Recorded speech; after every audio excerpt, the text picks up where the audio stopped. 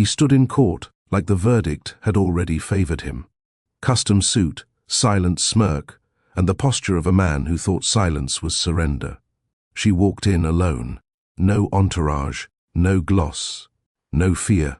And when the judge asked if she had anything to say, she simply shook her head. 2 hours later, her laugh, barefoot on a Billionaire'S jet, was all the internet could talk about. Sometimes, power isn't loud. Sometimes, it's a woman who says nothing, and still wins everything. Welcome back to Mr. Charles Stories.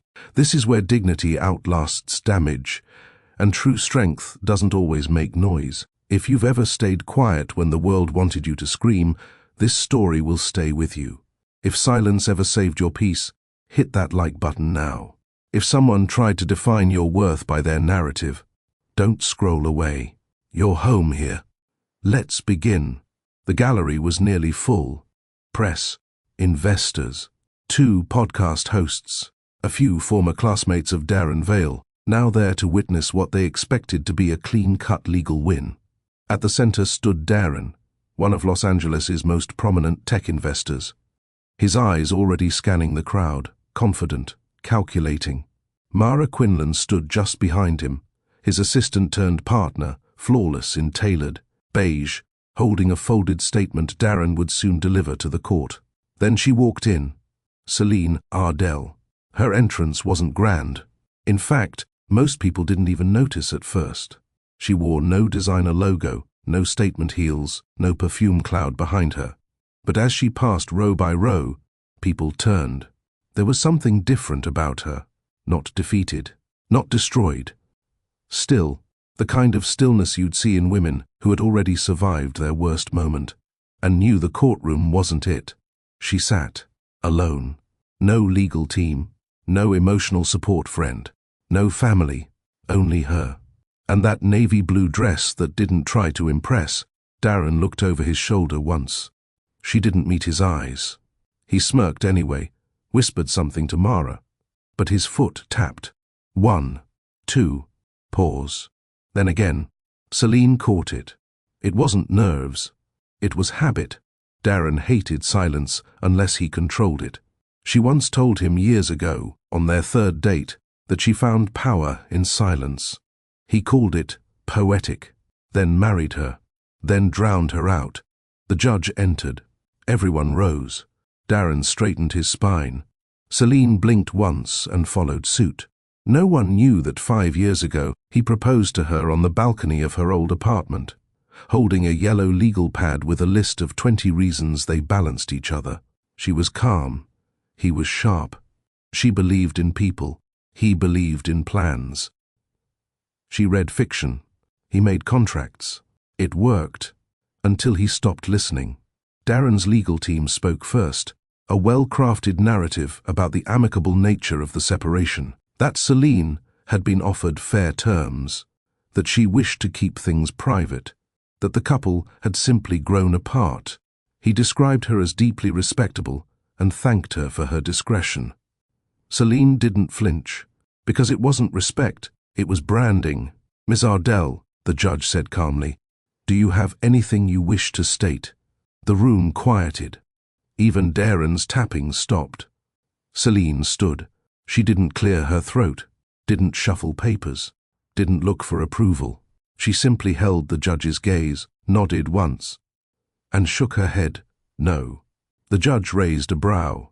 You're declining to respond? Another slow nod. She sat. The silence that followed cracked louder than any gavel. Darren expected backlash, expected a monologue, maybe even a letter. He had rehearsed possible counters. Instead, he got her silence. And the public began to wonder. Why? One reporter mouthed, she didn't say a word. Another checked their phone, typing Celine Ardell courtroom silence. A third scrolled Instagram and saw it. A video posted just the night before. No caption, just a woman twirling, barefoot on a private jet, laughing like freedom itself. 12 seconds long. One viewer zoomed in. Wait, is that her?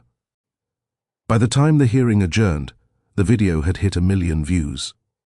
By sunset, it was 7. By sunrise, everyone had the same question. How does a woman walk out of a silent courtroom and still win the internet? As Darren spoke to his team and posed briefly for a photo outside, Celine exited through the back. A young girl held up her phone. "Miss Ardell, is that really you in the jet video?" Celine glanced at it, recognized the gold lights, the leather carpet, smiled. "Maybe," and for the first time in a year, she laughed. The girl who held the phone didn't ask again. She just smiled, her cheeks flushed as if she'd seen something sacred. And maybe she had, because Celine's laugh didn't sound rehearsed. It didn't sound like someone trying to reclaim anything. It sounded like a woman who had already let go. The press didn't get their photo. She slid into the back of a black town car with tinted windows and disappeared down the service road behind the courthouse. The silence in the car was thick, but not uncomfortable. It was the kind she liked, a kind she hadn't heard in years. The driver glanced at her once in the mirror. She met his eyes. "No stops," she said. He nodded. Nothing else needed to be said. Celine leaned her head against the window and watched downtown Los Angeles shrink behind her. The glass was cool. She closed her eyes. In another timeline, she might have cried. In this one, she rested. Darren wouldn't understand it. He'd think she was still processing, that she'd been too shocked to speak, that maybe her silence was a tactical retreat. But it wasn't. It was the final chapter of a book she'd already closed. He hadn't read her in years anyway. Back at the courthouse, Darren was already frustrated. Reporters kept asking about a video he didn't understand. Someone whispered to him that Celine's name was trending. His jaw locked. He hated unpredictability. Celine used to calm that in him. She used to know when to hold his hand, when to push back, when to stay up with him until 3 a.m., reading his proposals, just so he didn't feel alone in his climb. He used to tell her she made silence feel safe, and then he outgrew her, or so he told himself. He called Mara. She didn't answer. She'd started pulling away since the video dropped. She didn't like being part of a narrative where the ex-wife was universally adored. It didn't look good for her new wardrobe or her brand partnerships.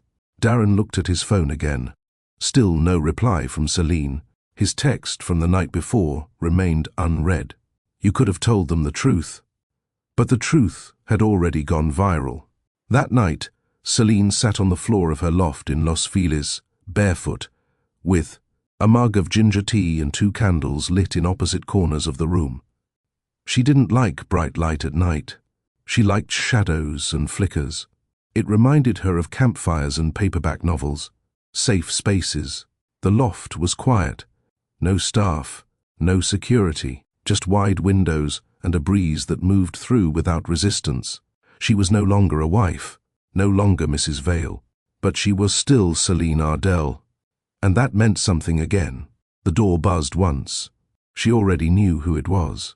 She didn't check. Lucas stood on the other side, holding 2 containers, one with soup, one with fresh sourdough from a place in Silver Lake. He didn't smile big, just nodded once as she opened the door. "You said you didn't eat at the courthouse," he said. "I didn't." "Then this isn't a courtesy. It's a necessity." She stepped aside, and he walked in. That's all it took. He wasn't flashy, never had been. He owned buildings in cities she'd never visited, invested in energy markets she barely understood. But he never explained his life with arrogance. He moved through the world like a man who knew power didn't need to be proven. He placed the food on the kitchen island and opened the soup. She noticed he still wore the same watch he'd had 5 years ago when they met at the museum benefit, the one with the cracked leather strap. She poured him tea without asking. They ate in silence. But it wasn't awkward. It was deliberate. "You're trending," he finally said. "I know. Feel anything?" "I feel clear." He didn't press. She could have told him that her inbox was full. That morning shows wanted her to speak. That book agents were offering 7-figure deals for her to write her truth. She didn't want it. She didn't want revenge in the form of a memoir. She didn't want her voice to be reduced to sound bites or montages. What she wanted was already around her: stillness, a clean apartment, and a man who didn't interrupt her quiet. After they ate, they sat on the floor. Lucas leaned his head against the wall, stretching his legs in front of him. She curled her knees to her chest. "Do you want to talk about it?" he asked. "No." "Okay." That was all. They watched the candlelight dance on the windows. The city moved around them, unaware, uncaring. And still, Celine didn't feel small. She felt rooted. He reached over and took her hand slowly. No urgency, no need for a reaction. Her fingers wrapped around his. She didn't flinch. Somewhere in the city, Darren stared at his ceiling. The lights were off, but the room wasn't dark. The LED on the projector blinked in rhythm. 1 second on, 1 second off. 1 second on, 1 second off. Each blink reminded him of something he couldn't name. He had tried to find control again, tried to reach out to his PR team, to book an interview, to explain himself. But they advised against it, said the optics were already fragile, that anything he said would look like retaliation. He hated that word, retaliation, as if he was the villain. He wasn't. He just got tired. Tired of carrying someone who didn't understand his goals. Tired of feeling emotionally obligated to show up when his mind was already stretched. Tired of Celine's quiet judgments. He had loved her once. But she made him feel small when she didn't say what she was thinking. When she just watched him, like she knew he was lying before he even finished his sentence.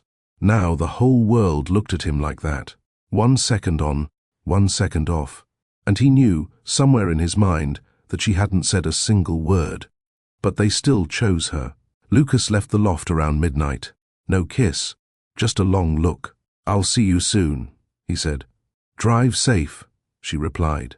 When the door shut behind him, she locked it quietly, walked back to the window, stood barefoot on the cool wood floors, and let the city stretch out beneath her.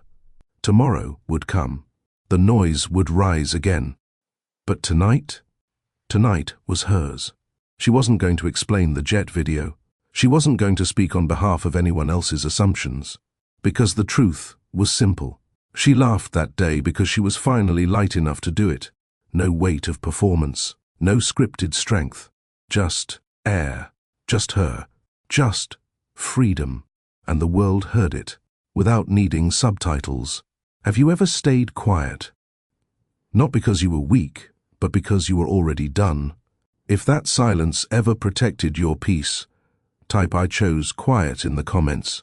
Tap the like button if you've ever walked away from noise and found power in doing nothing. And don't forget to subscribe to Mr. Charles Stories, where strength whispers and dignity always speaks last.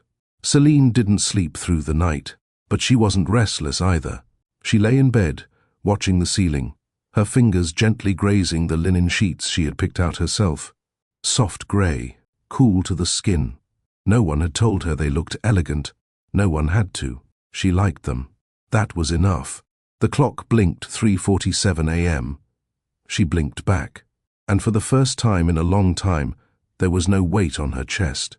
No need to explain. No one beside her breathing a little too loud, scrolling through emails with the screen too bright. She was alone, but she wasn't lonely. In the morning, the sun slipped across the hardwood in slow gold stripes. She padded barefoot across the floor to the kitchen and turned on the kettle. The sound of water boiling filled the silence with something comforting. She didn't check her phone. She didn't need to know how many views the video had now, or what people were saying. She didn't care if podcasts were dissecting her life, or if online forums were building timelines of her last 3 years. She cared about her tea, the sound of the city waking up, and the manuscript waiting on her desk, one she'd been editing for. A first-time author writing about surviving life after foster care. Celine still had a business to run. She wasn't a victim. She wasn't a celebrity. She was a woman who walked away, and now she had work to do. At 9:12 a.m., the intercom buzzed. A package delivery. She thanked the courier through the speaker and went downstairs.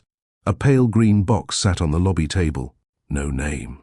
Just a handwritten note inside. You still deserve softness. L. She didn't need to guess who it was from.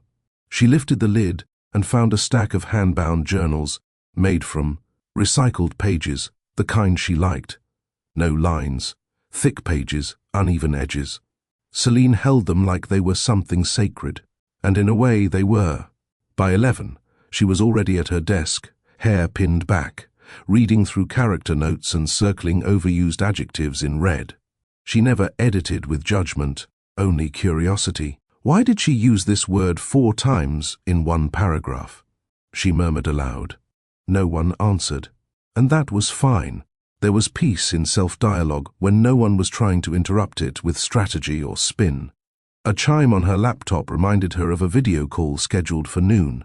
She debated cancelling. Her client was based in Chicago and likely hadn't expected her to take the meeting anyway, given the news cycle. But Celine clicked join exactly at 12. Celine? The woman on the other side looked surprised. I didn't think you'd show. Why not? I mean, the story, the video, I just assumed. I don't cancel work for chaos, Celine said gently. Let's talk about your chapters. The client smiled. They spent 45 minutes discussing plot inconsistencies, dialogue flow, and a subplot involving a misplaced child in a hospital waiting room. Celine was sharp, focused, calm. It wasn't performative. It was her nature. And when the call ended, the client sat back in her own chair, stunned that someone the internet couldn't stop talking about had spent an hour focused entirely on someone else's story. Celine didn't tell her that it helped. That editing grounded her. That being part of someone else's arc felt safer than reliving her own. She simply closed her laptop and went to wash her tea mug. Outside her building, a black SUV had been parked since morning. Not paparazzi, not press, just a car with tinted windows and a man in a charcoal coat sitting inside. Lucas. He hadn't texted, hadn't called, but she knew he'd wait.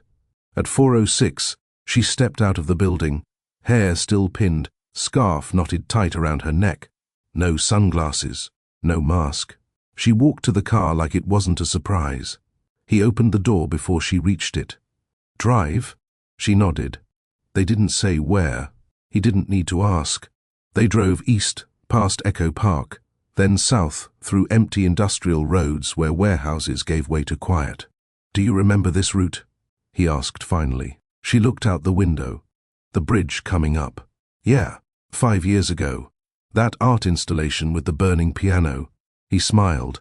You told me silence had layers that night. I stand by it. I know. They parked near the overpass and sat with the windows down. A slow breeze filtered in. Celine leaned back, head tilted toward the sky. Lucas didn't talk. He didn't ask how she felt. He didn't tell her how brave she was or how Darren was unraveling. He let her exist. And that was the most romantic thing he could have done. He pulled a book from the side compartment. I found a copy of that memoir you mentioned, he said. The one from the author in Brazil? Celine's eyes lit up. The original printing, first edition. She took it carefully, as if it might fall apart in her hands. Lucas watched her open the first page, watched her fingertips brush the spine. You know, she said, the last time someone gave me a book, they told me it was to help me grow beyond my current perspective. He raised a brow. Darren? She nodded.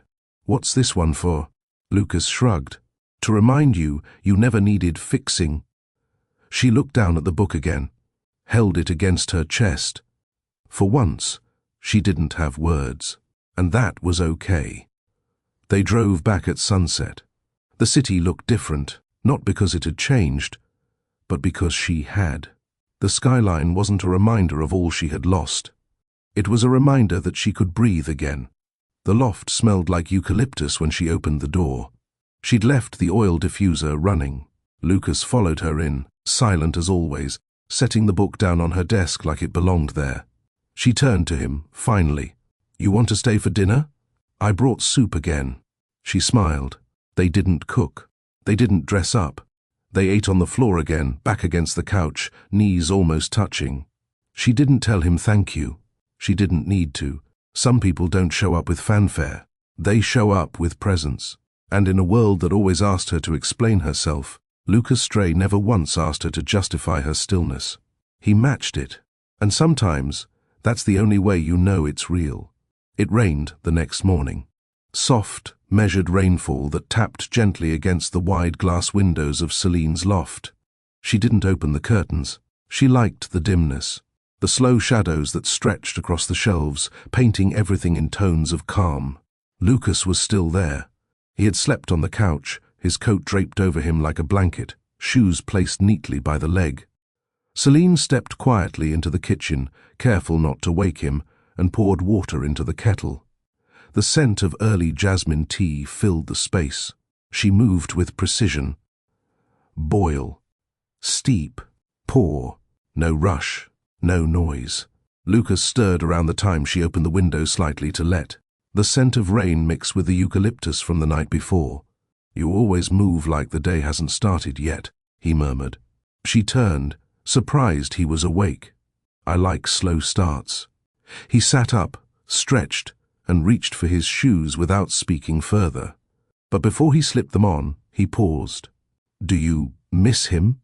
Celine didn't answer right away. She poured a second cup of tea, handed it to him, then leaned against the counter with her own. "I miss who I thought he was." Lucas nodded. "That's honest. I kept waiting for the version of him that used to care. But the truth is, I think that man disappeared years ago, or never existed." She didn't fight that idea, because some truths don't need protecting. They drank their tea quietly. Lucas stood not long after, buttoned his coat, and kissed her forehead without asking for permission. Just one soft press, deliberate, respectful, and gone too soon. She didn't stop him from leaving. But when the door closed, she exhaled through her nose, like her body had been holding something until she heard the latch click. By 10, the noise outside had returned. Emails, calls, interview requests, brand collaborations, offers from producers who wanted to turn her story into a limited series. She replied to none. Instead, she opened a new manuscript from her inbox, a debut novel by a woman from Detroit who'd spent 3 years in silence. After leaving a high-profile executive with a spotless record and a history of emotional manipulation behind closed doors, Celine read the first chapter, then the second. By the fourth, she was crying quietly, not for herself, but for the writer who had put pieces of her own pain into something brave. She picked up her pen and began making notes in the margins, not edits, but encouragements. "You don't have to push harder here. It's already strong. Keep this line. It echoes what you said in chapter 1. Smart. This moment? It's enough. Don't over-explain it. Trust the reader." She worked for hours, and when she finished, she sat back and let the tears fall freely, not because she was hurting, but because something inside her had opened again. She was still capable of connecting, still capable of witnessing someone else's pain without collapsing under her own. That night, she lit 3 candles instead of 2, not for ceremony, for warmth. Lucas didn't come over, and she didn't expect him to. She needed to feel this night for herself. The next morning, she woke up earlier than usual. The sky was still streaked with grey, but the rain had stopped. She dressed simply, black trousers, soft cream sweater, scarf knotted loosely around her neck. She tied her hair back with a single clip and looked at herself in the mirror for longer than usual, not to check her appearance, to recognize it. This woman wasn't broken. This woman had walked through a storm, without shouting, without demanding attention, and still she had been heard. She picked up one of the journals Lucas had gifted her and slipped it into her bag. There was a gallery exhibit opening downtown, one she'd been invited to months ago but never replied to. She went, alone. The space was clean, quiet, mostly natural light. The exhibit focused on silence in visual art, sculptures with no labels, canvases painted in near, monochrome, installations that asked viewers to write nothing, say nothing, and simply stand. She walked through the rooms with slow steps. At one point, a woman approached her. Kind face, no camera. "I just wanted to say, thank you," she said quietly. "Not for the video, For the silence. Celine nodded, accepting the words without needing to respond. Not everyone needed a quote. Later, as she stood near a corner piece, a statue of a woman with her mouth covered in silk, someone tapped her shoulder. She turned. Darren. No cameras, no audience. Just him, in a dark coat and eyes that looked like they hadn't rested. "Didn't expect to find you here," he said. "I didn't plan to be found," she replied. He looked around the room. "They're all watching you. They're watching art. You always had a way of turning pain into a gallery piece." She didn't respond. He stepped closer. "I didn't think it would become what it did. I know. I'm not the monster they've made me out to be." "I know that too." "Then why didn't you tell them? Why didn't you speak?" Celine tilted her head slightly, her voice calm. "Because I already told myself the truth. I didn't owe it to anyone else." Darren blinked, unsettled by her steadiness. "You made me look like a coward." "I didn't make you look like anything. I just stopped explaining." He looked at her like he wanted to argue. Then he didn't. Instead, he stepped back and nodded once. "I hope you find whatever it is you're looking for. I already have." He turned to leave. And as he walked out of the gallery, Celine turned back to the statue. She wasn't the woman with silk across her mouth anymore. She had taken that off the moment she stopped trying to fix someone else's version of love. She had nothing to prove now.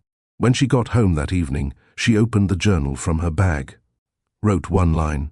Sometimes the quietest chapters are the ones that change the whole book. She closed it, set it on her nightstand, and smiled. The weather warmed slightly the next day. Sunlight crept through the loft windows with a gentleness Celine hadn't felt in months. She let it in, didn't draw the curtains. She stood barefoot on the floor and let the light hit her arms, her face, her collarbone. She didn't flinch from it. After the gallery moment with Darren, she hadn't replayed the encounter. She hadn't rehearsed new responses in her head. She hadn't rushed to call Lucas or anyone. There was nothing to dissect, nothing to fix. She had said what she meant, and that had been enough. By 8 a.m., she was already at her desk, editing again. A different manuscript this time.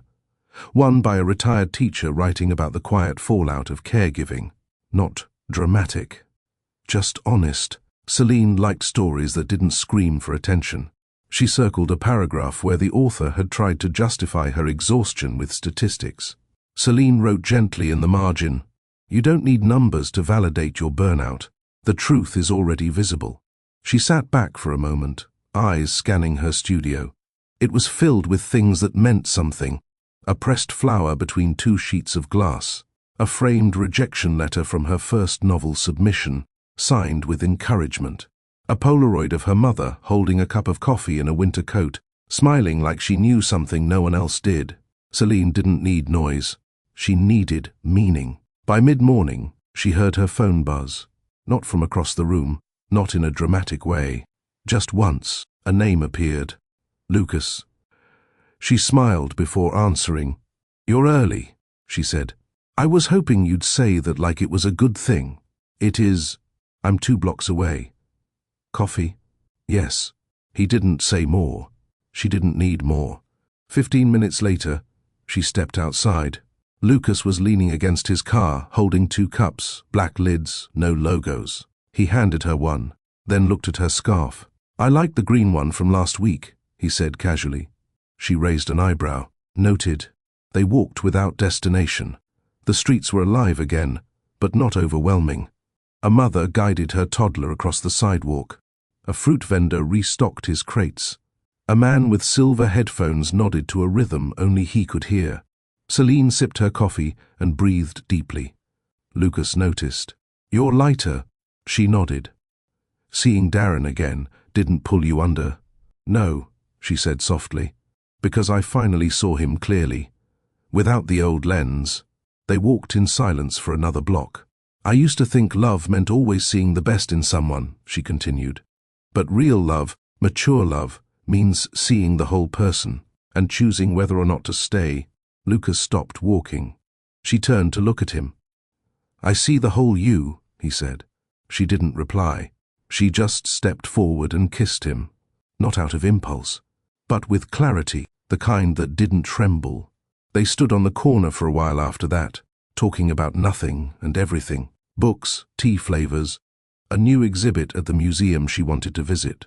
Lucas asked nothing about the internet, the courtroom, the old marriage, because he knew she was more than the narrative people were watching unfold. By afternoon, she was home again. She didn't need to write a press release or respond to the dozens of brands reaching out. She didn't need to craft a message about her journey.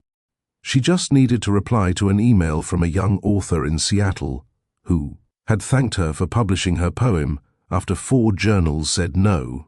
Celine wrote back personally, "You don't need a big platform to matter. You matter because your voice holds weight, whether 5 people hear it or 5 million. She hit send, then stood, stretched, and walked to her small balcony overlooking the alley behind her building. She liked that it didn't face the main street. She liked that the view was just sky and wires, and the occasional bird resting on a ledge. She pulled the green scarf from her closet and draped it around her shoulders, and for a moment she laughed quietly to herself. Lucas had noticed it, not because it was bright, but because it was hers. Later that night, she cooked. She hadn't done that in a while. Roasted vegetables, garlic, lemon zest over farro. She played music softly from a speaker on the counter, jazz without vocals, just mood. She didn't expect company. But at 7:03 p.m., there was a knock, not the buzzer, a knock. She opened the door. Lucas stood there, holding a jar of pickled red onions and 2 wooden spoons. "You said the farro needed something sharp," he said. She grinned. "You're not wrong." He walked in like he belonged, and she let him. They ate at the kitchen counter this time. No candles, no staged silence, no playlist humming in the background. Just 2 bowls, 2 glasses of water, and the soft clink of spoons against ceramic. Lucas took a bite and nodded, impressed. "This is better than last time." "I didn't burn the farro this time," Celine said, lips twitching into a small smile. "You didn't tell me you burned it. You didn't ask." He laughed, then leaned back slightly on the stool, taking her in. "I think I like this version of you," he said. She raised a brow. "Which version?" "The one that doesn't shrink before speaking." She didn't respond immediately. Her gaze dropped to her bowl for a beat. "I don't think I shrank," she said. "I think I folded. Folding still makes you smaller. But sometimes folding is survival. You fold to fit into the room, into the moment, into the version of love someone says is safe." Lucas didn't argue. He nodded slowly, understanding not just the words but the years behind them. They finished dinner without rushing. Lucas stood to wash the dishes without being asked, and Celine let him. She sat at the counter, watching him move around her kitchen, like someone who knew where everything belonged but waited to be told. "Stay," she said softly. He dried his hands on a towel and turned. "Sure. I wouldn't ask if I wasn't." He walked to her slowly, no sudden moves, no assumptions. When he reached her, she placed her hands on his waist first, gentle, then slid one up to his shoulder, anchoring herself. Lucas cupped her face with one hand, thumb brushing the edge of her cheekbone. Their kiss was slow, unrushed, a kind of connection that felt less about claiming, and more about acknowledging what had already been quietly building. They didn't need words. They just needed time. Later, in the quiet of her bedroom, Celine rested her head against his chest. The rhythm of his breathing calmed her more than any meditation track ever could. She didn't feel like she owed him anything. Not performance, not explanation. And that was the difference. In her marriage, even the softest touches had come with terms, with hidden expectations, with unspoken consequences. With Lucas, there was only presence. In the morning, he made coffee while she answered 2 emails. He didn't ask about them. He didn't peer over her shoulder or question her tone. He just handed her a cup and said, "You've got ink on your hand." She laughed. She hadn't noticed. "You're becoming more of yourself every day," he said. She looked at him closely. "What does that mean?" "You're not editing your reactions anymore. You're not holding your breath. You're living." Celine sat with that. It wasn't a compliment. It was an observation, and it felt true. At 11 a.m., she received a call from a journalist with a major platform, one who promised fairness, who said they weren't looking for a story, just a real human angle. Celine didn't answer. She sent a short text instead. "I don't need to be explained. Thank you for respecting that," they replied once. "We'll be here if you ever change your mind." But she wouldn't. That afternoon, Celine visited the local independent bookstore she used to go to every month. The owner, a woman in her 70s named Hilda, hadn't changed a bit. "Celine," she said with a grin, "haven't seen you in a while." "Needed quiet," Celine replied. Hilda nodded, pulling a stool from behind the counter. "You always liked the kind of stories that didn't need to shout." "I still do."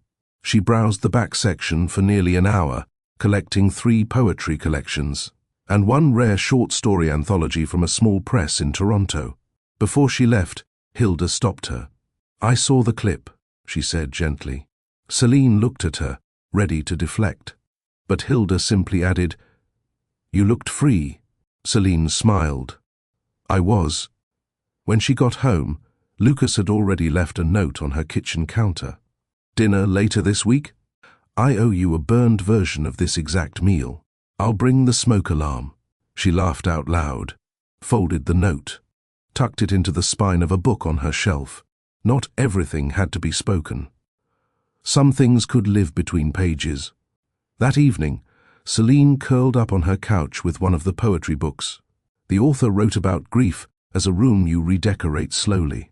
And as she read, Celine realized she had spent the last year redecorating her silence. Not into noise, but into something sturdy. She had filled the room with boundaries, with truth, with softness that didn't require permission, with love that didn't punish her for needing space. And for the first time, her silence wasn't lonely. It was hers. Darren Vale sat in the glass-walled office of his media advisor, staring at a paused frame from the now-viral Jet video. It was frozen on her laugh, not the kind she used to give him in the early days, the careful, closed, mouth smile she offered at dinners when he made some clever remark. No, this laugh had her head tilted back, eyes nearly shut, joy blooming from the center of her chest, like she'd finally remembered what it meant to breathe without flinching. He hated it. Not because she looked happy, but because she looked untouchable. "You can't spin this anymore," his advisor said gently, clicking off the video. "There's no statement you can release that won't make you look like the Bittericks. I didn't ask for spin. You asked for control. Same thing." Darren didn't respond. The room went quiet. Outside, cars passed by on Wilshire. His empire wasn't crumbling, not financially. But the credibility, the image he'd built with such precision, it was cracking. Not because she said anything, but because she didn't. He had underestimated what silence could do. In the past, silence had been his weapon. Delays in email replies, strategic pauses in meetings, letting people sweat before delivering an answer.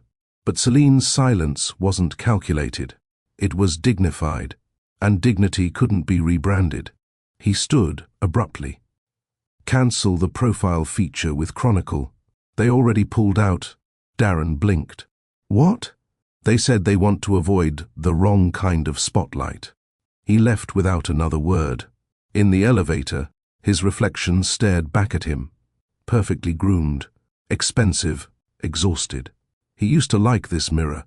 It made him feel powerful, framed his ambition like art. Today, it showed a man trying to outrun a truth that had no volume and no timestamp. A man who had everything except peace. Across the city, Celine walked through the small farmer's market near Silver Lake Reservoir. No one approached her.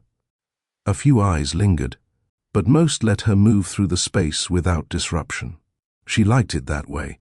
She sampled fresh pears from a stand she hadn't visited in years, bought 2 loaves of sourdough and a small jar of pomegranate jam. When the vendor handed her the change, he smiled and said, "You seem lighter." She didn't ask what he meant. She just smiled back. "Feels like it." Lucas called while she walked home. "I booked a gallery showing in March," he said. She could hear the caution in his tone. Like he wasn't sure she'd want to be seen with him in public now. With your own work? Photography, he confirmed. I want to see it, she said. His breath caught slightly. She heard it. He didn't hide it. I'll send the invite. No need. I'm already coming. She ended the call and walked the final 2 blocks with the sun warming her back. By the time she reached her building, 2 new messages waited on her phone. One from an author she mentored 5 years ago, thanking her for changing the direction of her life, and one from an unknown number. Darren, you're winning. Hope it's worth it. She stared at the message for a long moment, then deleted it. She didn't need to win. She just needed to stop losing herself. Later that day, she received an invitation to speak at a women's literature conference in San Diego. Keynote speaker, paid, full rights control. She stared at the email, blinking. Public speaking wasn't her favorite, but this time it felt less like performance, more like presence. She replied, yes. Lucas arrived that evening with Thai takeout and 2 books under his arm. One was a photography collection. The other, a first-edition novel she'd been trying to find for over a year. You're spoiling me, she said.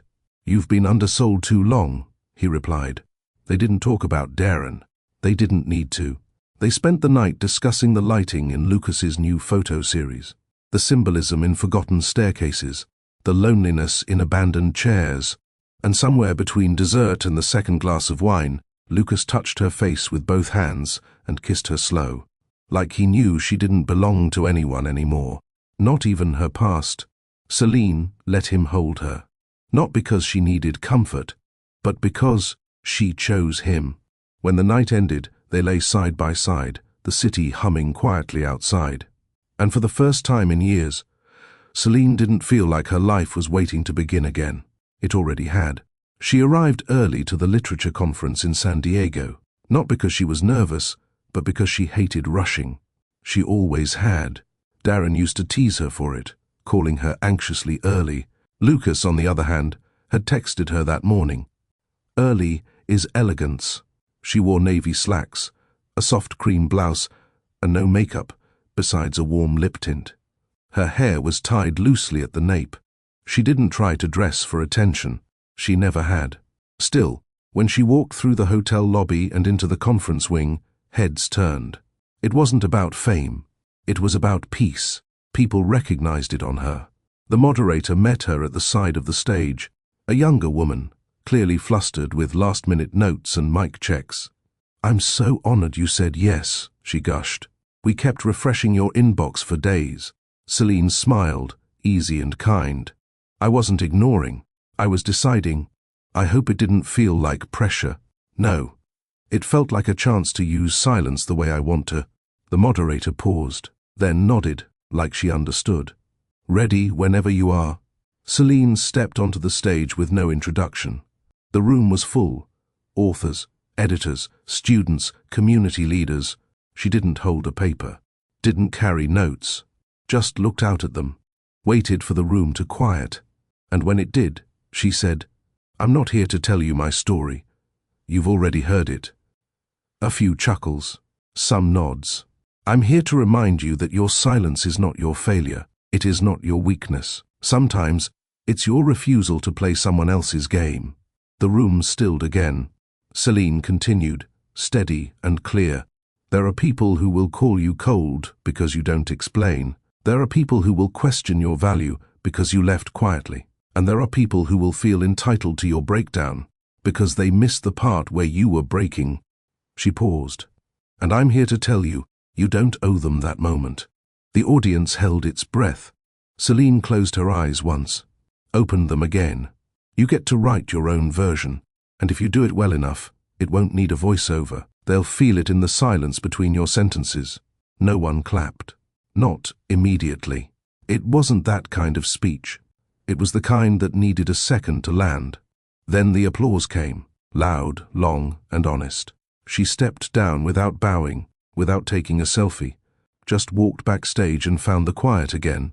Later, she signed copies of her published titles anthologies, editorials, and new author collections she helped launch. But she didn't sit behind a long table. She stood, book in hand, meeting each person eye to eye. "Thank you for what you're building," one woman whispered. "Your silence taught me more than my therapist," said another. Celine listened to all of them, didn't deflect, didn't diminish their gratitude. She accepted it, not as praise, but as proof. She returned to her loft the next morning. Lucas had left a plant by her door.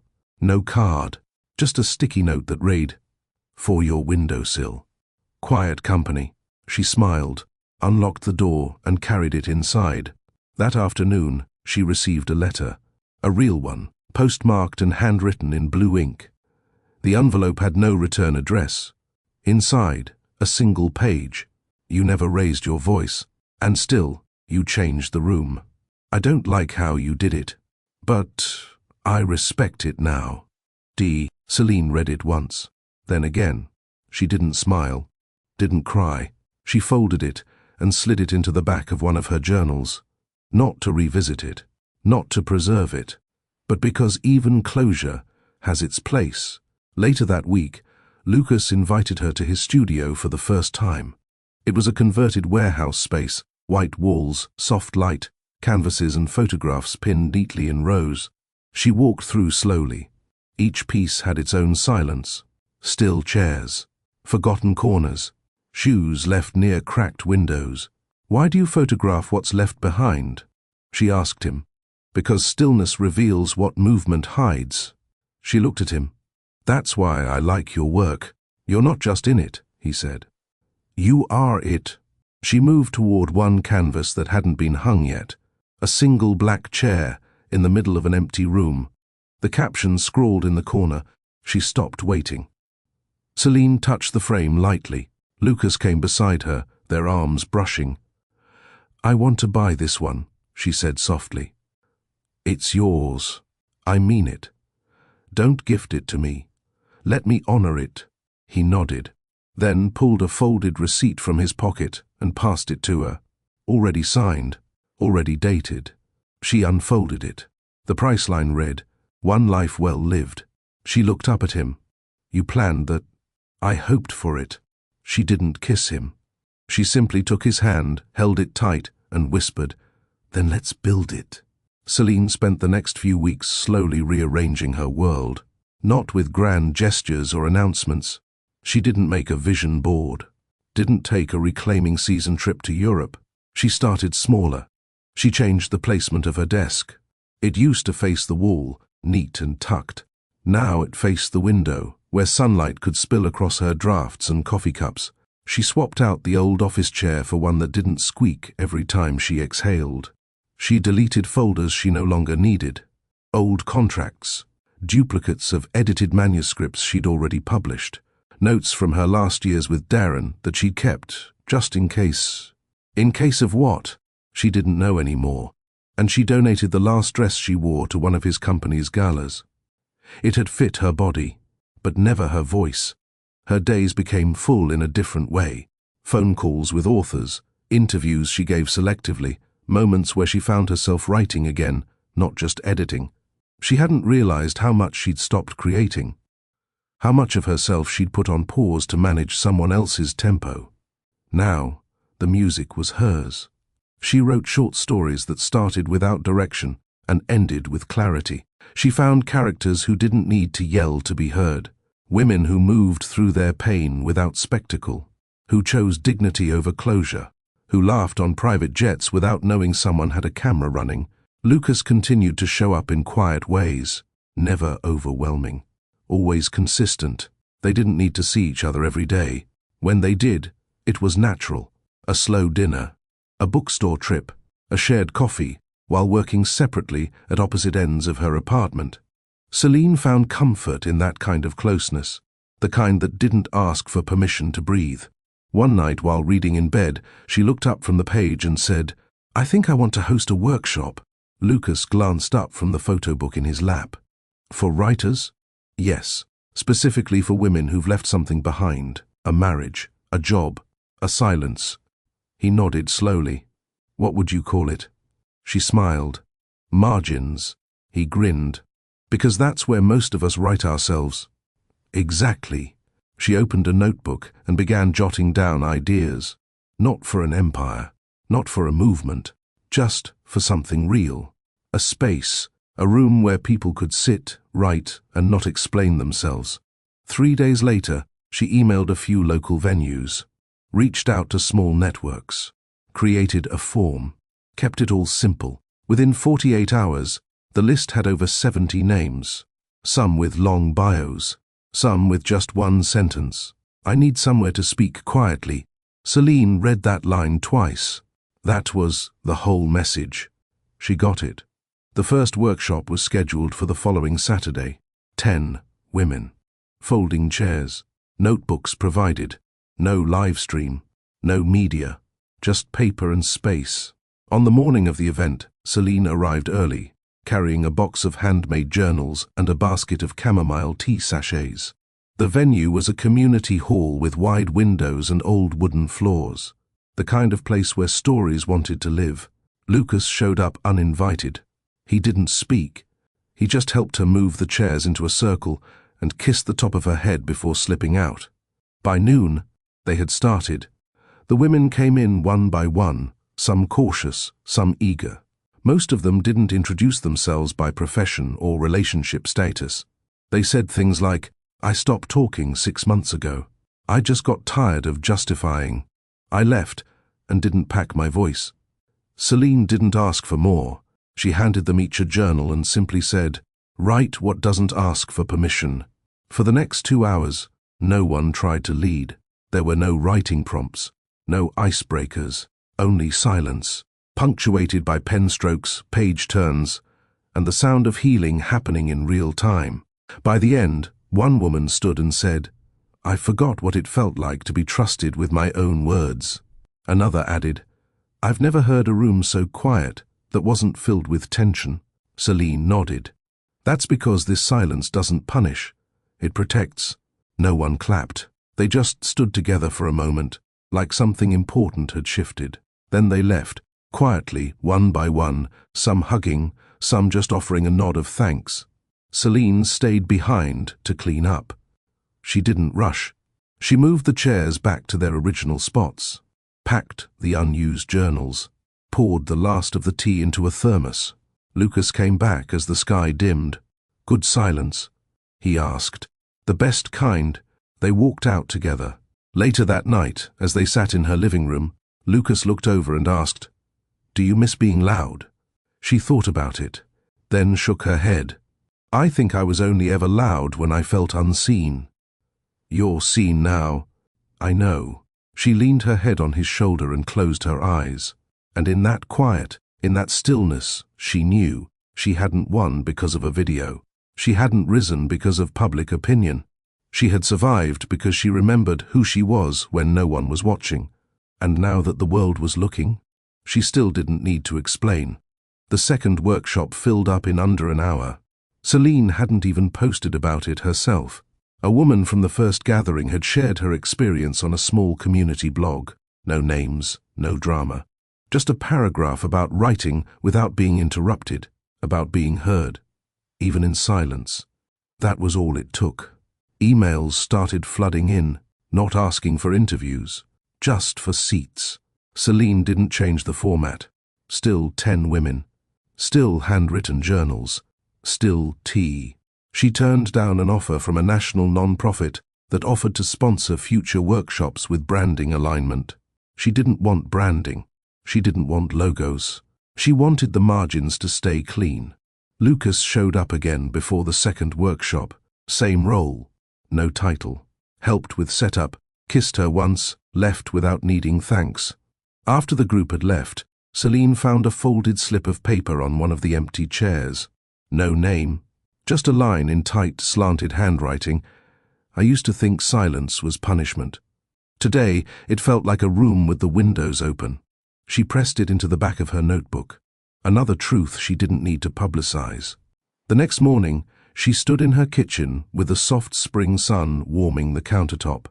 Lucas stirred honey into 2 mugs of tea. She watched him. He didn't speak yet.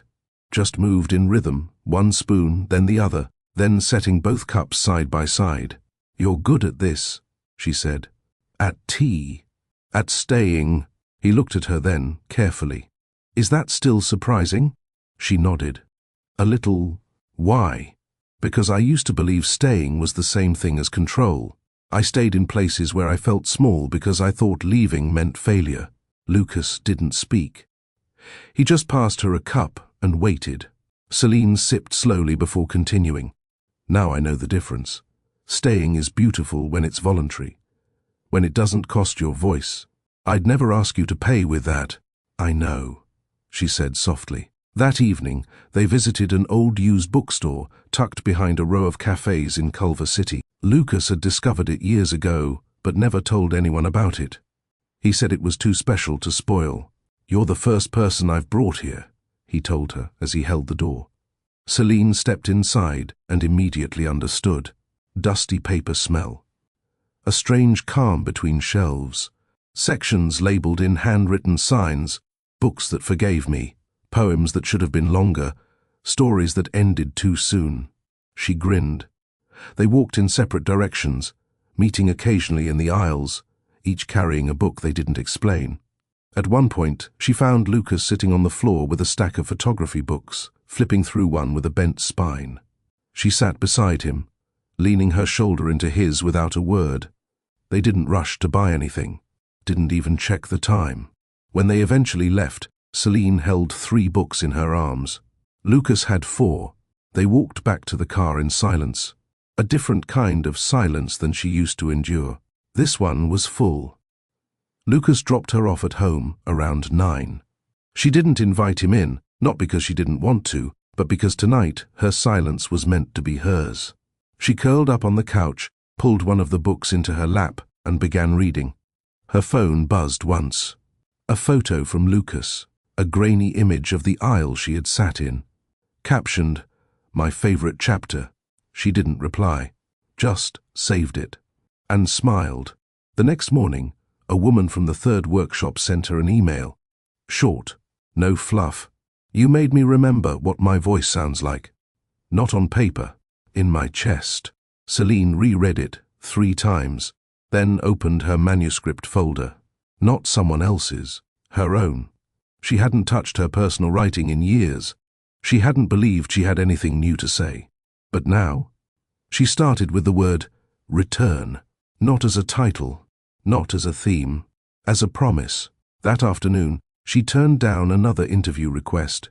A journalist had sent over a list of light, humanizing questions. Celine scanned the list. "What's your morning routine?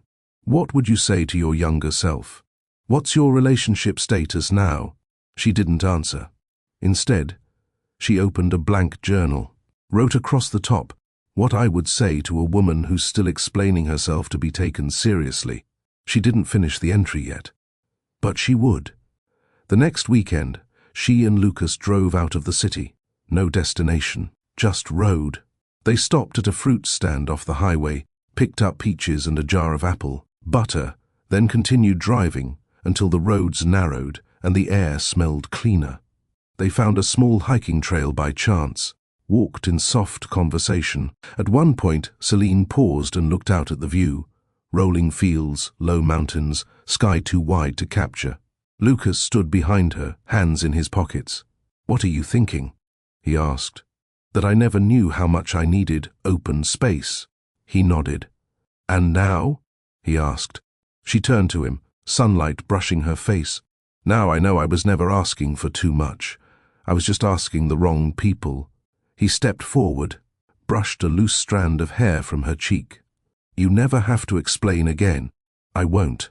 And in that quiet space, with the wind moving through dry leaves, she kissed him again. Not for comfort, but because she could. Because nothing about her healing asked for permission anymore. Have you ever walked away from something and finally felt your voice return? If you've ever rebuilt your peace in quiet, comment, "I reclaimed my silence." Tap the like button if you've learned that healing doesn't always need headlines. And subscribe to Mr. Charles Stories, where every soft return matters more than the noise that came before. Celine didn't mean for the workshop to become a series, but But by the fourth one, women started bringing their friends, sisters, co-workers. One woman brought her teenage daughter, who sat quietly in the corner and didn't write a single word, but cried during the closing circle. Celine didn't ask why. She just handed her a fresh journal and whispered, "You can begin when you're ready." That night, Celine sat on her balcony, wrapped in her old green scarf, watching the city breathe under a soft orange dusk. Lucas sat beside her, sketchbook in his lap. He didn't draw her often, but sometimes he'd draw around her. A chair, a coffee cup, a window cracked just enough to let the air in. "I think something's happening," Celine said. Lucas looked up, pen paused. "With you? With the work? With these women? They're showing up differently. You're giving them a place to exist. I didn't expect that to matter so much." He closed the sketchbook, leaned back in the chair. "When someone builds a space that doesn't ask for performance," he said, "people learn how to show up as they are." Celine thought about that. She had spent years being performed with, posed beside, framed. Now, no one asked her to smile on cue. And still, she felt more seen than ever. Later that week, one of the workshop attendees sent her a letter. A real one. Folded and handwritten, no email version attached. Inside was a single sentence. "I didn't speak for 12 years, but something you built cracked the seal." Celine held that note for a long time, then pinned it to her corkboard, beside the original proposal list Darren had written when they were engaged. She stared at both pieces of paper. How strange, she thought, that one held promises and the other held proof. She didn't need the list anymore, but she didn't remove it. It reminded her how far she'd come. She didn't have to burn the past to live in the present. She just had to stop returning to it for answers. That weekend, a local publication sent a request, not for a feature, but for permission, to include margins in a directory of community-led healing initiatives. Celine hesitated for a moment, then said yes, not for publicity, but for someone who might be scrolling at midnight, looking for a place that didn't ask them to justify their pain. When the listing went live, her inbox quietly changed, not with attention-seeking pitches, but with stories. Long, slow, careful stories from women who said things like, "I've never said this out loud, but..." My voice started to disappear the day. "They called me difficult, but I was just..." Celine read them all. She didn't always reply. She didn't need to. Sometimes, knowing your words landed somewhere soft was enough. Lucas watched the change too. He told her one evening, while they washed dishes together, "You're becoming what you needed." She looked at him, hands wet, sleeves rolled. "I didn't think I could." "That's because you were told strength had to be loud." "It doesn't." "No," he said. "It just has to be real." They stood there for a long time, the dishes forgotten, the water running. Then Lucas leaned in and kissed the edge of her cheek, slow and quiet. Later that night, Celine wrote another entry in her journal. Not for public eyes, just for herself. Strength is not the speech. It's the stillness before it. It's the moment after, when you don't flinch at your own echo. The next morning, she printed that line on a small note card and slid it into the back of each journal she'd be handing out at the next workshop, a quiet offering. No credit, no signature, just truth. She returned to her desk and opened her personal manuscript again. This time, she didn't stare at the blinking cursor. She typed, not pages, but enough. Enough to say, "I'm still here, still writing, still becoming." And nothing about this moment needed an audience. Because for the first time in years, Celine wasn't proving anything. She was simply present. By the fifth workshop, Celine stopped preparing questions. She didn't need prompts anymore. The women who entered that space came already holding what they needed. They didn't want a guide. They wanted permission. That morning, one woman stayed behind after the others had left. She hovered near the windows, fingers curled around a cold mug of chamomile tea. Celine approached slowly, letting the moment breathe. "You don't have to say anything," she said gently. "I know," the woman replied. "But I want to..." They sat in 2 chairs by the corner. "I used to be a public speaker," the woman said. "Corporate trainings, keynotes. Mic'd up, lit from every angle. People clapped at my pauses." She smiled faintly, then looked down at the journal Celine had given her. "This is the first time I've written something without imagining how it sounds out loud." Celine nodded. "Feels different, doesn't it? Feels real." They didn't say goodbye with a hug, just a shared breath and a look that said, "I see you." After she left, Celine stood alone in the middle of the room. The chairs still formed their usual circle, notebooks left on some seats, intentionally or not. The sunlight stretched across the floor in long shapes. She didn't rush to clean. She let the silence hold her for a while. Back home, Lucas was waiting, not at her door, he never assumed, but in the cafe across the street, 2 stools from the window. He looked up when she entered. "Busy?"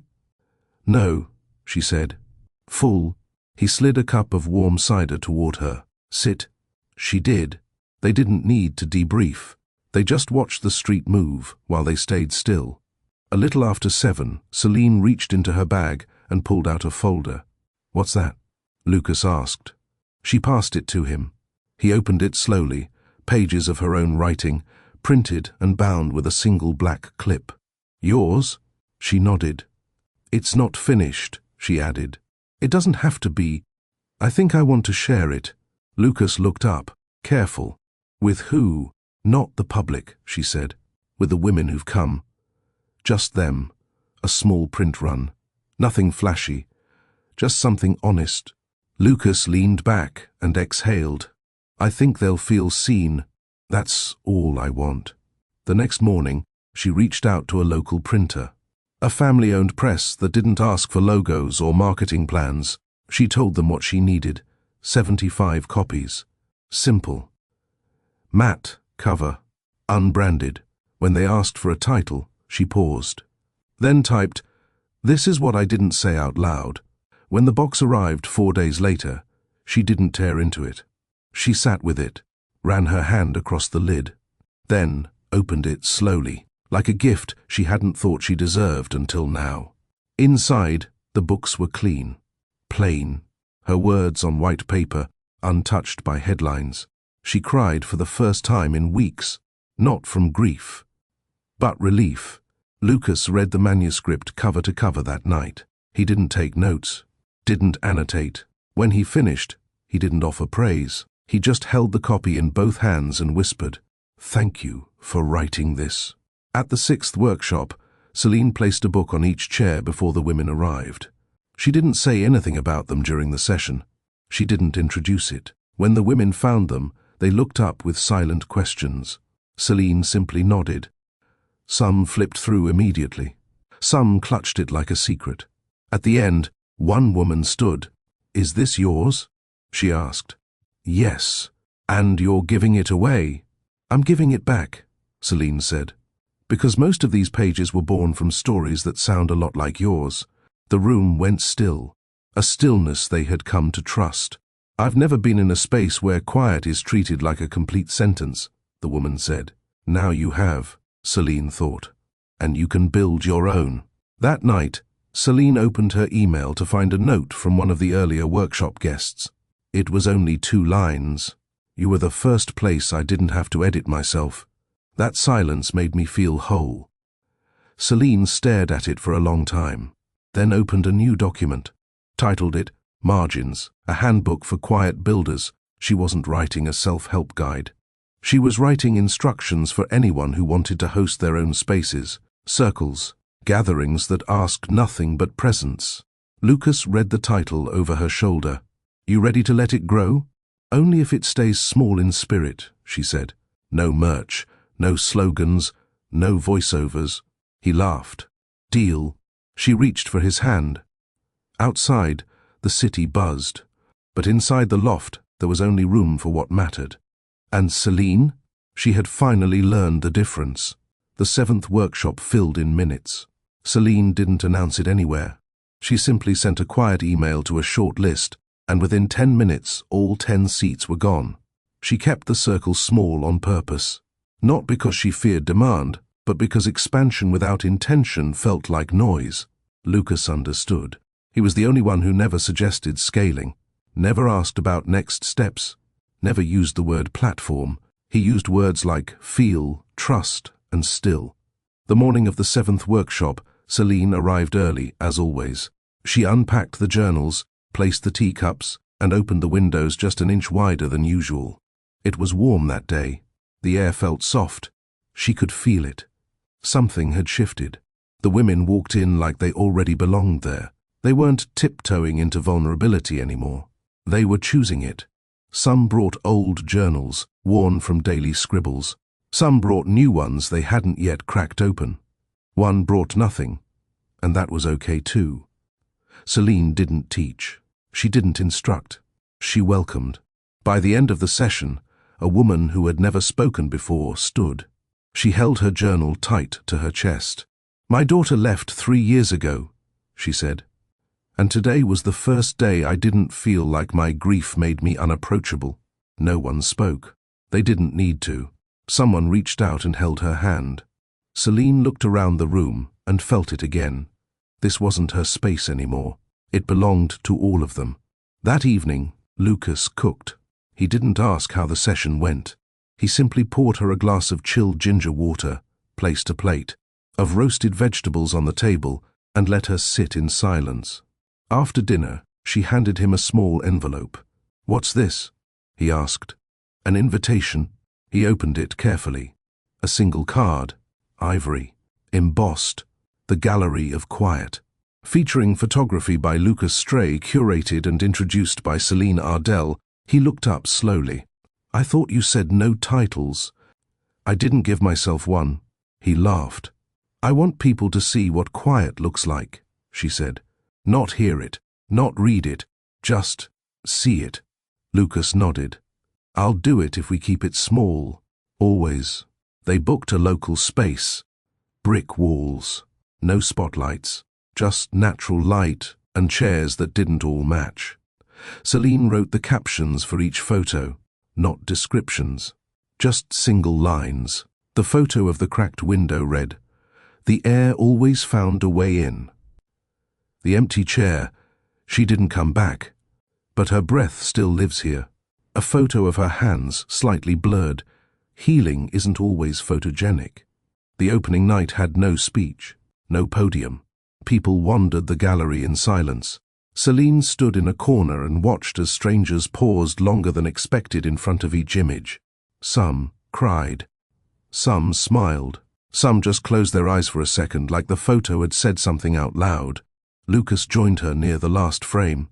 "You made this possible," he said. "No," Celine replied. "We remembered it together." He reached into his coat pocket and pulled out a folded note. "This came to the studio today."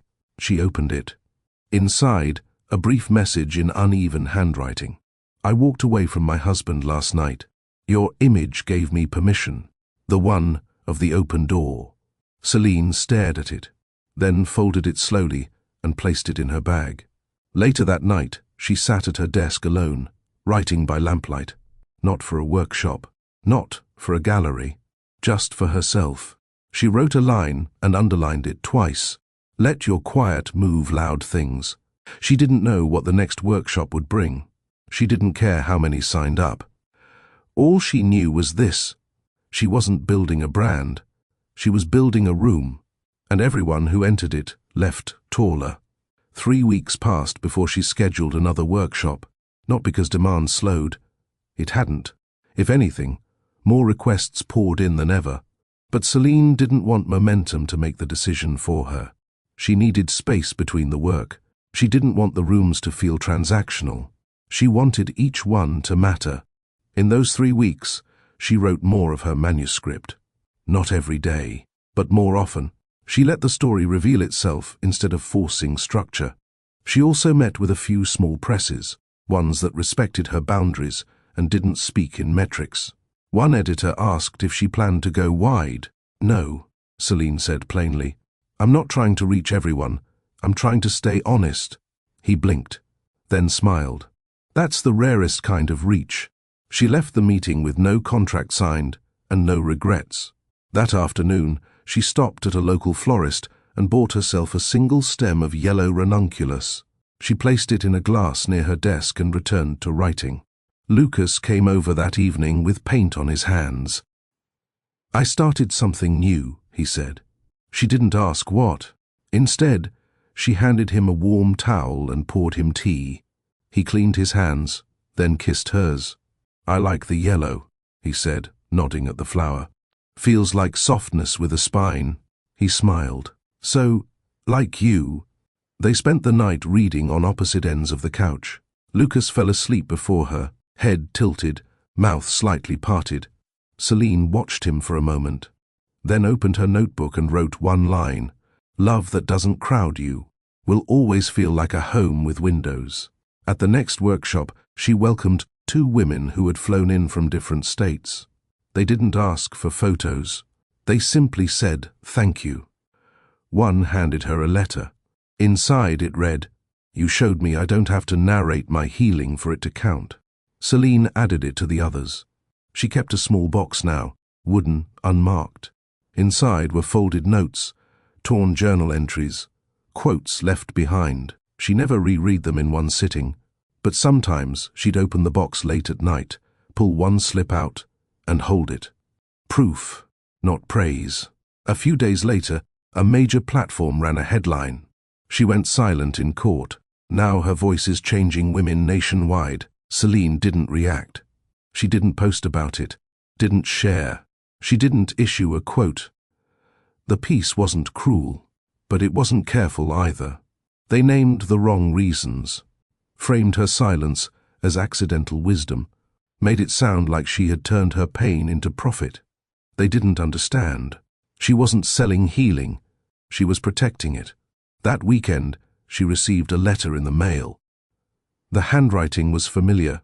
"Darren, just 2 sentences. I finally understand what you did. It wasn't about me." She folded it once, then placed it carefully, not into the wooden box, but into the trash. Not from anger, but closure. Some stories don't belong in archives. They belong in endings. That night, she hosted a quiet dinner at home. Just 6 women, all from past workshops. No agenda, just a meal. They shared stories, passed bread, laughed about things that had nothing to do with grief. Celine looked around the table and thought, this is what I needed years ago. Not solutions, company. Before they left, one of them paused by the door and said, "You know what you're doing, right?" Celine tilted her head. "What?" "You're making healing ordinary again." Celine stood in the doorway long after they left, the breeze from the hallway brushing her arms. And for the first time, she let herself believe it. The next morning, she sat by the window, journal open, tea steaming beside her. She wrote the last line of her manuscript, then closed the notebook gently and whispered aloud to no one, "I am finished." And for once, that didn't mean empty. It meant full. She returned to the courthouse on a Wednesday, not for a case, not for drama, just to walk the hall. It had been almost a year. The floors were still polished, the windows still tall, the walls still echoing with the weight of decisions made between strangers who used to share homes. She stood outside courtroom 12, the same one where she had once stood in silence while the world expected her to break. It was empty now. She walked past it slowly, her steps steady. There was no trembling this time, no need to look over her shoulder, no memory that could overtake her. She had outlived it. Celine exited through the same door she had left from that day. Same air, same light. Only this time, no one waited with a camera. No one followed. She walked to a nearby bench and sat down. In her bag was a book, Lucas's gallery catalogue. He had printed a small run, and this one had a note from him written inside the cover. "You taught me stillness can carry a whole story." She ran her fingers over the inscription, then tucked the book away again. Across the street, a younger woman stood by the courthouse steps, clutching a thick folder to her chest. Her shoulders were tense. Her phone buzzed in her hand. She didn't answer it. Celine watched her for a few moments, then stood, walked across. And when she passed the woman, she slowed just enough to say, "You'll still be you after this." The woman blinked. Celine didn't stop. She just kept walking. Some words don't need follow-up. That evening, she met Lucas for dinner at a quiet Thai place tucked between a laundromat and an antique shop.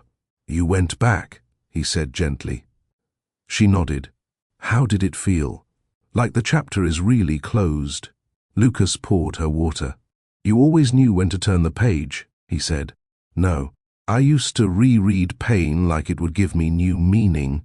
But you stopped. I had to." She reached for his hand across the table and held it for a while. They didn't speak much that night, but the silence wasn't about what wasn't said. It was about what didn't need to be. Later, back at her loft, Celine stood by the window and looked out at the city. Lights blinked like distant invitations she didn't feel the need to accept. She turned on her record player. Soft jazz, nothing too slow. She poured herself tea. And then, without planning to, she danced. Just a little. Barefoot on her own floor, arms loose, eyes half closed. She moved in circles. Not for rhythm. Not for someone watching. Just because she could. Lucas watched from the couch, unmoving, smiling. She didn't notice at first, and when she did, she just laughed softly. He stood, walked toward her, and joined. No choreography, just motion. Two people, circling something neither of them needed to explain. Outside, the city kept pulsing. Inside, they danced without music. Celine had always associated silence with danger. The kind that filled a room before someone said something cruel. The kind that wrapped around her after Calder's words were done. But now, silence felt earned, safe. She sat across from Lucas on the floor, her back against the couch, tea forgotten, knees pulled close. They were still in the clothes from dinner, but the world outside had dimmed into a deeper night. He looked at her with that gentle gaze that never asked, only waited. "You know what I kept asking myself during the divorce?" she said suddenly. Lucas shook his head. What? If they were all watching the wrong woman? If they thought quiet meant weak? They always do. Celine smiled faintly. Funny how they missed everything in the silence. The grief, the clarity, the freedom. He nodded slowly. "You ever think of confronting Calder?" She exhaled through her nose. "Used to, a lot. But then I realized he never really had the words I wanted, and I don't need apologies anymore. Not from him." Lucas leaned forward. "You don't want closure. I made my own. I think that's what closure actually is. Not waiting for someone else to give it to you." The room went quiet again. This time, it rested gently between them. Lucas stood and reached for a slim box from his bag. "I made something." Celine tilted her head, curious. He opened it. Inside was a photo, a black and white print, her, sitting by the gallery window weeks ago, unaware of his camera. Her posture was relaxed, her face turned away, lost in thought, surrounded by soft shadows and light. "You look free in this," he said. She stared at it for a long time. "I look like someone who chose herself." "I know," he said. "That's why I printed it." She didn't cry. She didn't need to. Later that week, Celine visited her old neighborhood. Not the fancy townhouse she once shared with Calder. That was someone else's life. Now, but the bakery around the corner that always smelled like cinnamon and yeast. Mrs. Landry still worked there, still wore the same faded apron. "Celine Virelli," she said with a grin. "You still like the sourdough?" Celine smiled. "Only if it's still warm. It always is." They sat on the sidewalk bench with 2 thick slices and tea in paper cups. "You're glowing," the older woman said, peering at her. "What changed?" Celine took a bite. "I stopped asking what went wrong, started asking what I want now." Mrs. Landry chuckled. "Takes most women 20 years to get there. Felt like I lived 20 in one." "You did?" The sun stretched long shadows on the pavement. "You seeing someone new?" Celine looked down at her tea. "Yes, and no." Mrs. Landry raised an eyebrow. "He's new to me, but not new. You ever meet someone who lets you be exactly who you are? and still looks at you like you're the most surprising thing. I married him. Celine smiled. Mrs. Landry sipped her tea. I saw you in that video. The jet clip. Celine paused. You laughing. The wind in your hair. Everyone online had something to say. Some were mad, others proud. Celine's hands stilled around her cup. Do you know what I saw? The woman said. Celine shook her head. I saw someone who stopped waiting for the courtroom to define her. Celine blinked back something sharp in her chest. You're not supposed to know your worth only when someone leaves. You're supposed to know it even if they stay. The words landed like a gift, and for the first time in a long time, Celine didn't feel the need to prove or correct or justify. She simply nodded. Thank you, she whispered. That night, back at her loft, Lucas joined her on the rooftop. No wine, no music, just stars too dim to fight the city lights. He wrapped a blanket around them both. Do you ever miss who you were before him? He asked.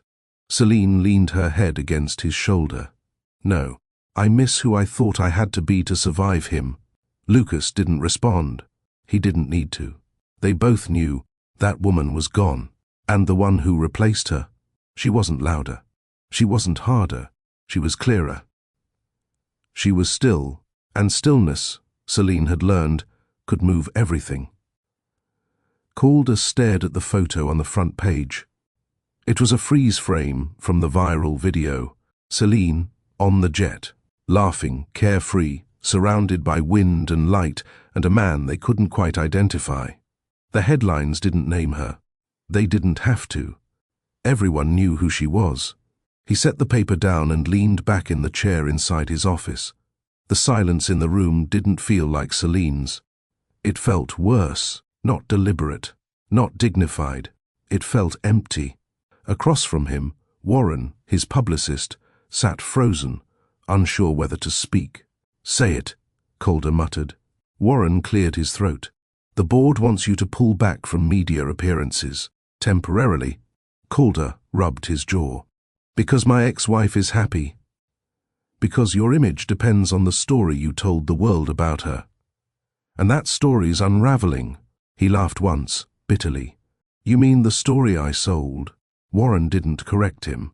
Calder stood, walked toward the window, and looked down at the city he used to control with a single phone call. Now his name moved slower. His shares had dipped. His legacy had cracks.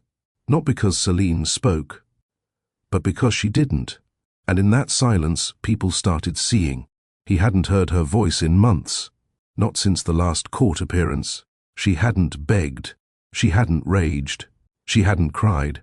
She simply left. And somehow, that ruined him more than any headline could. The next day, he visited the art gallery again. The one she'd once mentioned loving, but never had time to visit when they were married. Now it had a waiting list for private viewings, and her name was listed as curator on the minimalist gold plaque outside. He didn't go in. He watched from his car. People came and left with prints, smiles, and stories. Inside, he caught a glimpse of her once, moving slowly across the floor, in a simple, soft dress, explaining something to an older couple. She looked peaceful. He looked away. Later that night, Calder met with his mother for dinner. She'd always been his fiercest defender, always blamed Celine for being too sensitive, too quiet, too unwilling to play the game of public image. But tonight, even she looked tired. You saw the video? He asked her. She stirred her tea without answering. Why do you think it got to me? He pushed. Her spoon paused. Because she looked like she never needed you to begin with. He inhaled sharply. And because it's true. He stood abruptly. I made her everything she is now. His mother looked at him then, truly looked. No. You made her invisible. She built everything you see now from what you left behind. Her voice didn't rise. It never had to. Calder left the dinner early. That night, he walked through the penthouse alone. The space felt colder, not sterile, vacant. Not because Celine was gone, but because the parts of her that used to soften the edges were never allowed to stay. Her piano, sold. Her reading chair, removed. Her favorite mug, thrown away out of spite after she didn't return for it. He sat in the kitchen, poured himself a drink, and let the silence stretch. It didn't feel powerful anymore. It felt like a mirror, and what he saw in it wasn't a man in control. It was a man left behind, and for the first time, Calder Royce didn't want power. He wanted presence, but presence couldn't be bought, and it never begged to return. Celine stood behind the glass of the gallery's back office, watching the soft blur of evening guests filter through the space. The exhibit theme was stillness in movement. It was ironic. Her life had been full of noise until she stopped speaking. Now she found movement in stillness, the kind that shifted her world without force, without fight. A young girl approached the reception pointing at a canvas. Celine smiled faintly as her assistant walked over to explain the piece. Art did what people often fail to do, made silence feel alive. Her phone buzzed on the desk. She glanced at it. No name. Just a number she hadn't blocked. She didn't answer. She already knew the apology wouldn't be for her. It would be for the consequences. When she got home later that night, she set down her keys and found a handwritten envelope at her doorstep. Her building didn't have a doorman. Only 2 people knew her new address, her lawyer and her sister. This was neither of them. Inside was a note. No preamble, no signature. Just 2 sentences. I know now that silence isn't weakness. It's strength loud enough to dismantle everything I lied to build. She folded the note and placed it in her drawer. She wouldn't reply, but for the first time in a long time, she believed he meant it. The next morning, Calder sat across from one of his investors, Gregory Harrow, a man who didn't tolerate noise. You said she was unstable, Gregory said, eyes sharp. That she broke under pressure. I was wrong. Gregory raised a brow. You admitting that for the press or for yourself? Both. There was a long pause. Your silence in court spoke volumes. Hers is speaking louder. I know. Gregory leaned back. You know what speaks the loudest in my world? Calder braced himself. Profit, and your numbers are down. Calder nodded once. Then let me earn them back differently. How? I want to rebuild my foundation. Quietly. Away from headlines. Gregory didn't laugh. He simply said, try starting by supporting the woman you used as a pawn. Calder showed up to Celine's gallery 2 weeks later. He didn't call. Didn't ask for an audience. He didn't bring flowers. He didn't ask for forgiveness. He simply came to buy the largest piece in the Stillness in Movement series, the one she curated, not created. When asked for the buyer's name, he gave none. But Celine knew. The way he used to walk, certain but not demanding, told her it was him before she ever saw his back. She let him leave without greeting. And still, the piece was sold. She hung a quote in its place. Some lessons are loud, others echo. That same day, the press released photos of Calder visiting a local community startup foundation, one Celine had quietly funded during their marriage. For years, he'd called it a vanity project. Now he was listed as one of its donors. He never made a speech. He never took the mic. He simply sat among the volunteers and listened. When reporters asked why he was there, he said 3 words: to relearn presence. The video went viral, but not for him, for the message. A message people knew was inspired by a woman who never needed a camera to prove her worth. Weeks passed. Celine continued her work. Calder continued to rebuild. They didn't speak. Not because they hated each other, because real healing doesn't always come in conversations. Sometimes it comes in behavior, in changed patterns, in respectful distance, in mutual peace. Until one day, a package arrived at Celine's gallery. Inside, a small, quiet painting, unframed, no signature, just a simple image of 2 chairs facing a window, identical to the ones they used to sit in after long days, before power, before status, before silence became a weapon. Taped beneath it was a sticky note. No noise this time, just presence, if ever you need it. Celine smiled faintly. She hung it in the staff hallway, unseen by guests, Not because she was hiding, but because not everything sacred has to be displayed. Some things are meant to be kept, quietly, without apology, without need to speak. The air was lighter, not because everything had healed, but because the storm had passed. Celine stood at her sister Nadine's kitchen window, watching the kids run through the backyard sprinkler. Laughter bounced off the walls like music. Not the kind you play loud, but the kind you miss when it's gone. She sipped her tea slowly.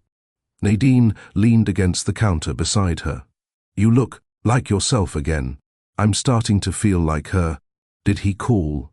Celine shook her head. "No, and I'm not waiting for that anymore." Nadine smirked. "That's growth." Celine smiled faintly. "That's peace." Later that day, Celine sat with the Startup Foundation team, reviewing upcoming projects. She didn't expect the knock on the door. She didn't expect her assistant to enter, holding a bouquet, not of roses or anything cliché, wild sunflowers, roots still intact. A note tucked inside. "For the woman who never needed to be watered, she blooms wherever she's planted. No name, no plea, just acknowledgement, just presence." She didn't cry. She simply placed the flowers in a vase by the window. They'd live, even without soil, even without him.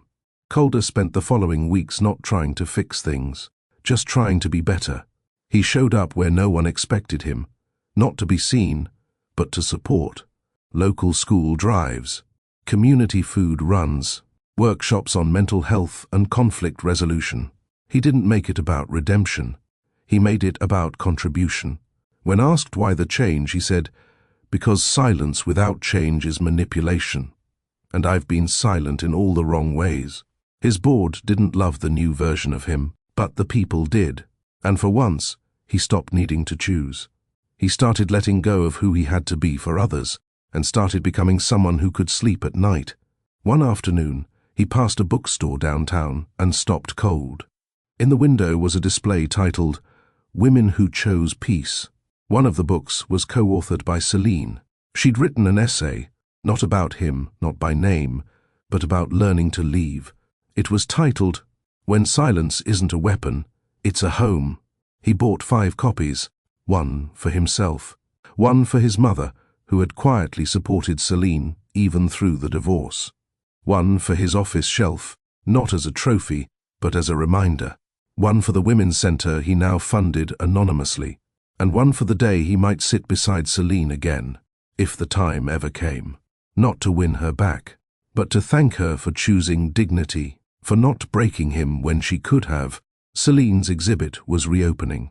This time, the theme was reconstruction. She didn't invite Calder. She didn't need to. But he came anyway, not during the grand opening. That wasn't his moment. He came days later, during the quiet morning hours.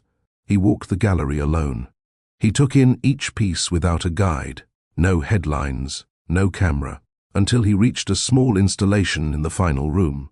No frame, no title. Just 2 pairs of shoes placed in front of a mirror, one pair visibly worn, the other brand new. Below it, the placard read, "When one learns to walk without apology, the other must learn to follow without entitlement." He didn't smile. He didn't flinch. He simply stood, until the lights dimmed, and the museum staff asked if he'd like to leave a note in the guest book. He did. He wrote, "Following, not to be seen." But to stay near the truth I ignored. The woman at the counter folded the page gently, almost like she understood the weight of those words. He exited the building with no expectation, only respect. For the first time, his silence wasn't control. It was reverence. That night, Celine sat in bed with the guest book the staff brought to her. She saw the note, his handwriting. She didn't race to call him. She didn't fall apart. She simply whispered to the air, "That's how I needed you the first time." And for the first time in years, she slept with no weight on her chest. No questions. No what-ifs. Just breath. And the knowledge that her presence had shifted a man more than her words ever could. Sometimes, strength isn't in shouting. Sometimes it's in staying silent, long enough for the world to adjust to your absence. And when they do, if they come back, it's not to control you. It's to honor what your silence protected. Winter softened the edges of the city. Snow didn't fall harsh. It drifted like a slow breath, covering sidewalks and roofs in stillness. Celine walked through it without rushing, her boots making small, steady prints behind her. She wasn't headed anywhere dramatic. Not to a gala. Not to a confrontation. She was meeting Nadine at a small local cafe for tea and almond croissant. Life wasn't thrilling, but it was safe. And for once, she wasn't begging for peace.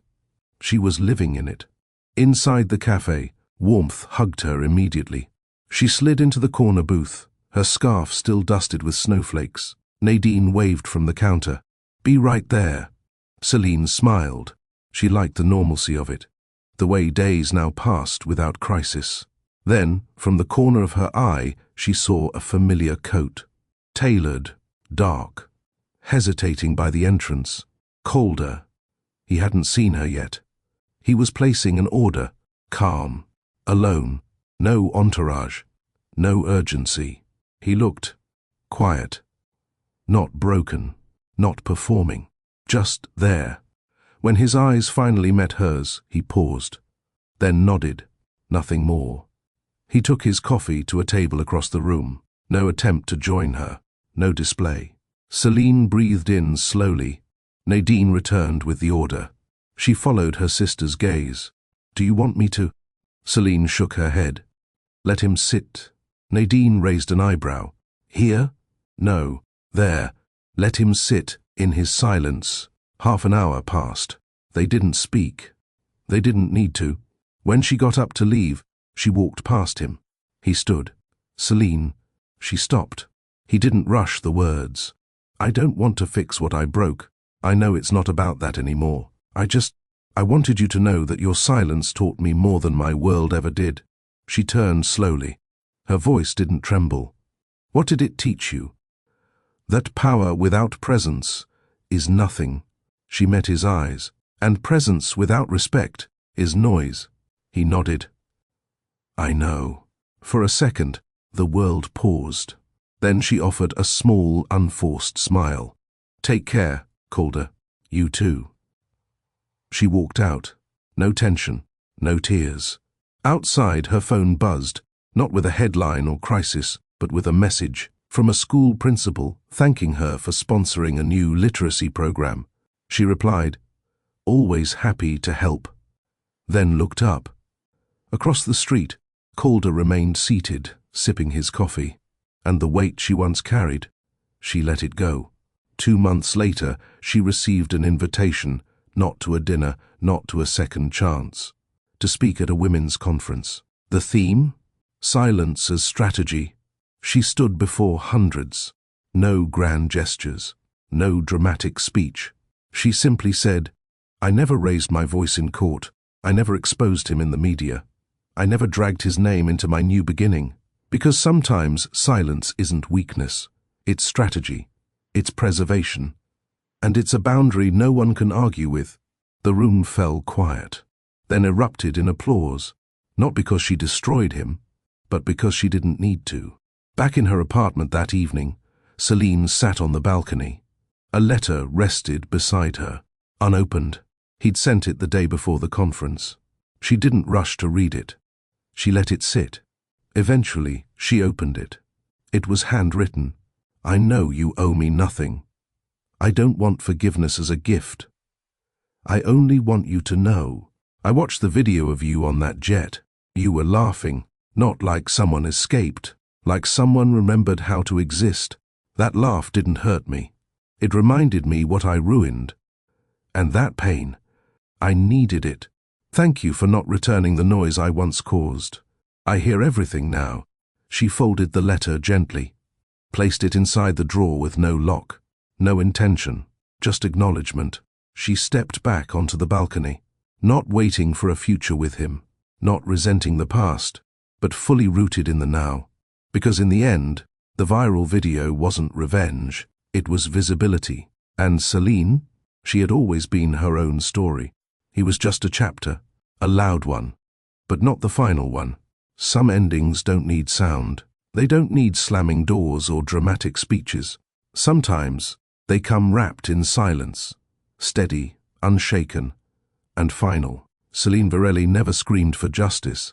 She didn't air recordings. She didn't host interviews or sell a tell-all. She simply walked into court and said nothing. And when she laughed on that billionaire jet, the world thought she was retaliating. She wasn't. She was remembering what it felt like to breathe without strategy. The truth is, the loudest part of her story wasn't the betrayal. It was the rebuilding. She didn't just leave a marriage. She rebuilt her identity. She didn't just move out of a home. She moved into peace. She didn't need Calder to fail to validate her worth. She stood, even when the world didn't notice. And when they finally did, it was because she was already rising. This story wasn't about vengeance.